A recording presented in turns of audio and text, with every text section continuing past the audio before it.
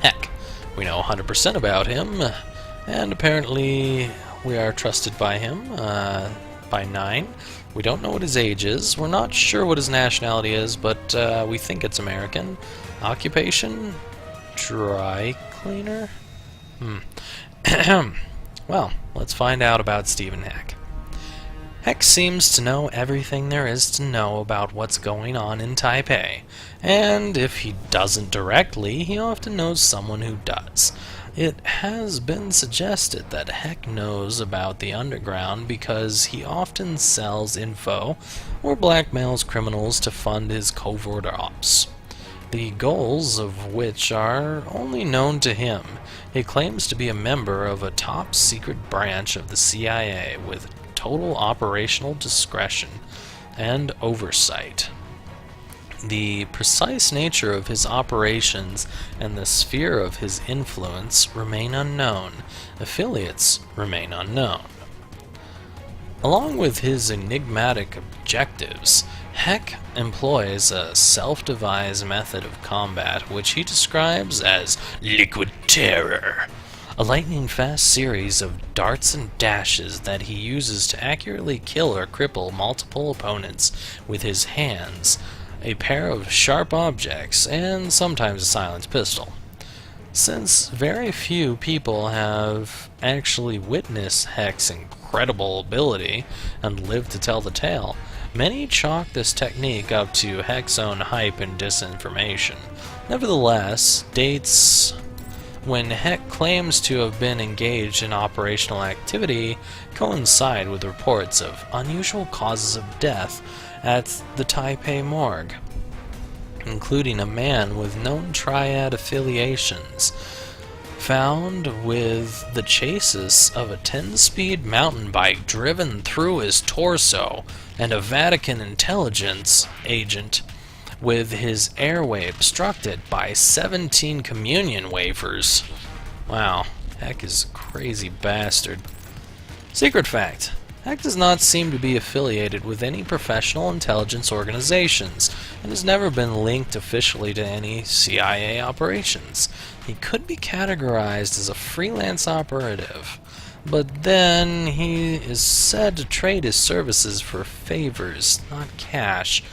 There is no question as to his broad knowledge of Taipei, and he is definitely familiar with the more infamous personalities of the city, and they him. But even close scrutiny of his behavior yields no certain agenda. His cool-headed conduct and manner of casual speech would define him as either one of the world's most collected, ingenious agents, or as a complete lunatic that has tricked himself into believing this. I'm gonna go with lunatic. And we're back to Restridge, so we have finished looking at them. Now we can check out the factions instead of the individuals.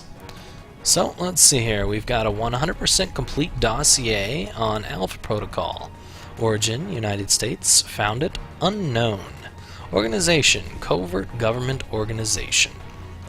Alpha Protocol is both the name of a government organization and also the term used by agents that classify them as rogue agents to outside intelligence agencies. Agents that have gone Alpha Protocol are considered acting alone or are traitors. So, if their operation is discovered or goes awry, no blame will fall upon the United States. Not many within the government are aware of Alpha Protocol's aware that Alpha Protocol exists, and this separation from the majority of Washington bureaucracy and oversight is intended to protect the United States from accountability for Alpha Protocol's rogue operations. The Alpha Protocol insignia has some interesting symbolism based on its description in the records. The ring of stars and arrows represents patriotism and military might. The eagle's talon is strength. The serpent is either its enemies pursued or stealth and subterfuge. The loose translation of the Latin phrase beneath it is where no one can follow. Alpha Protocol field agents are often responsible for something that's been nicknamed the Yellow Brick Road. While the agency will provide agents with funds and tech needed for their assignment, agents are encouraged to build their own pool of funds and resources, ostensibly so that the source of funds cannot be traced back to the agency. According to records, this means that since Alpha Protocol's inception, almost every field agent has had to set up private safe houses, accounts, and armories for their own use. Yet none of these can be directly assessed by the Alpha Protocol agency itself. Records indicate one of Sean Darcy's operations in Burma by the name of Red Lantern required him to Yellow Brick Road on the mission, and his funds are still located in untouched accounts. According to briefings, the funds from the operation were intended as bribes, but never used. They've remained there ever since, accumulating interest, and it's a simple matter to redirect the interest payments to current missions. Westridge himself has Yellow Brick Road operations as well. According to reports, he has had a long-standing grudge against a former KGB agent by the name of Alexei Dravik. Dravik had murdered many agents and ruined countless operations, enough to earn him the nickname Red Baron of modern espionage. Westridge has a number of ops under his belt. One is an operation called Running Gun Blues in Colombia in the 1980s. A drug dealer, Marco Mahia, that was completely bad pronunciation, whatever, decided to move into the military supply business, moving equipment to groups unfriendly to American interests. Westridge went undercover to gain his trust, but things didn't go smoothly. Westridge cites overzealous DEA agents in the files. The information in Westridge's file is correct. If Alpha Protocol is uncovered, and it has been several times, in a chain that looks like it dates back to the early 1950s, the program is erased and begins anew under a different name and a different code for rogue agents. Previous names of the agency include G19 and Deus Vult. Interesting, so it sounds like G22 could technically be an offshoot of Alpha Protocol. Secret fact: the staff for the Black Ops programs have an equally colorful history. One of the founders of the agency was involved in authoring Operation Northwoods, a plan in 1962 to start a war with Cuba.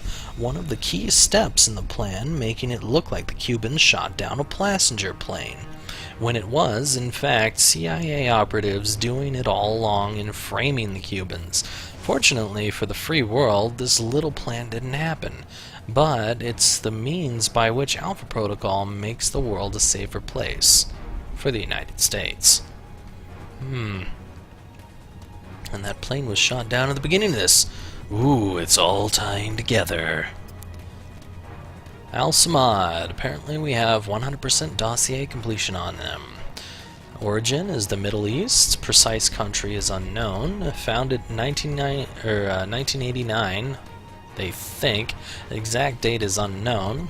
Organization: classified terrorists by the U.S., Canada, and the EU, Australia, Israel, and Japan. A terrorist organization that arose in the late 1980s. Al-Samad's operations have spread from the Middle East to cells throughout major European and North American cities. Though small in scale, Al-Samad holds strong to its militant and extremist views, and has shown itself intent on expansion and recruitment, seeking any means necessary to achieve its goals. Their figurehead and chief financier is the Sheikh Ali Sahid, who has claimed responsibility for shooting down a civilian airliner in the Middle East with a prototype missile manufactured by Halbech. Al-Samad's soldiers are loyal but not generally well trained. Elite agents amongst the ranks of the organization, usually identified by red ski masks, have better training and weapons than the usual rank and file. Al-Samad's danger lies in their numbers and their quick response time in calling out alarms and alerting the rest of their cells of any intruders. They are usually armed with dated assault rifles. Al-Samad has recently purchased several state-of-the-art security systems for use in protecting their base of operations. An agent infiltrating their bases may want to stock up on EMP devices or other counter-surveillance gear if they wish to remain undetected. Russian Mafia, 100%. This is Braco's Outsiders. Origin is Russia, not sure when it was founded. Criminal organization is the organization. Organized crime has a foothold in almost every corner of the world, and Russia is no different. I heard that they have a lot of organizations out in Russia that are bigger than most corporations around the world, and basically create viruses to make money, which is kind of interesting. And I'm sure there's other organizations around the world, but that's why it's so hard to fight all these viruses that come through on the internet, is because they're basically organized like actual corporations. Anyway, enough of the side story, let's get on with it. In the wake of the collapse of the Soviet Union, however, the Russian Mafia bolstered its ranks with corrupt intelligence agents and soldiers from the Afghan and Chechen wars, making them even more dangerous. The most prominent and possibly the most powerful gang working within Moscow is known as the Outsiders, and they sport tracksuits and carry submachine guns or shotguns, fearlessly charging into battle. They rely on numbers and drug-induced courage to flood opponents with bullets and bodies until they've won. Many Russian hitmen are brawlers, and while not martial artists, many have street fighting skills they've honed over many years. They can make a lot of punishment, or they can take a lot of punishment. They're used to taking and receiving kicks to the head in their line of work, and they give it right back.